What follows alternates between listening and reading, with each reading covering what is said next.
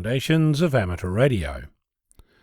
The other day I stumbled on a social media post titled "So You Want to Be an Astronomer" by Andromeda321 on Reddit. Look it up if you're interested how she puts together the prerequisites from her perspective as an astronomer. Apart from the fact that a few of my friends are astronomers, one even a radio amateur, and I have to confess that's a combination that's exciting and intriguing, it got me considering how you become a radio amateur. In my mind, I started putting together lists and links and other prerequisites that help you become an amateur, when it occurred to me that being an amateur is, in my view, a state of mind. While it's true that there is a licensing process that gives you transmission privileges, that to me is not what makes an amateur. When I started my amateur radio involvement in 2010, I'd seen amateur radio exactly twice.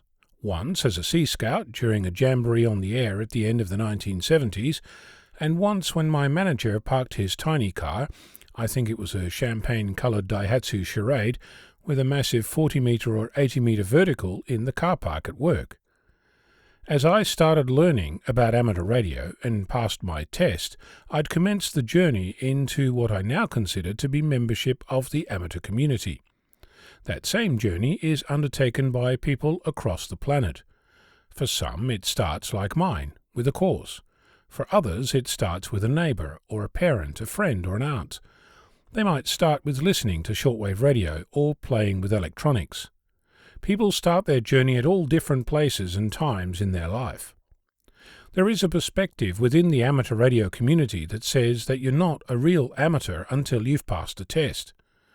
I don't think that's right. Passing a test is part of the experience, and you may or may not start there, or even pursue the test. That doesn't describe your radio amateur status. That's just giving you responsibilities and regulations that permit you to expand your thirst for knowledge. In my experience, the real test of being an amateur lies in something much simpler than that.